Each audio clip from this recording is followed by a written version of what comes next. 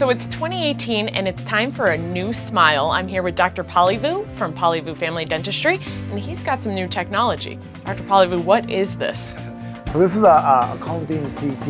It is a machine that takes three-dimensional x-rays to help guide implants into the jawbone safely. So what's the benefit to your patient? To come in here and put their face in here, what is the benefit? So the biggest benefit is it will measure where to place the implant so you don't hit the nerve on the bottom, and measure on top where to place the implant so you don't hit the sinus. So that is going to be a new smile for your patients, right? Tell me a little bit about why somebody would need implants. So for example, if a patient has a lower denture that they cannot just keep in, we can place a couple of implants on the lower and actually snap the denture in. So when they're biting a piece of food and tearing it, the denture doesn't come out with it. The implants actually keep the denture in.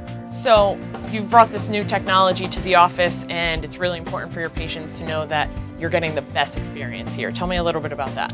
Yeah, so with the experience, the implants can get confusing. So we take a cone beam CT, photographs, we have models. Our staff is really good at educating patients so they understand exactly what's going on in a very friendly and warm environment.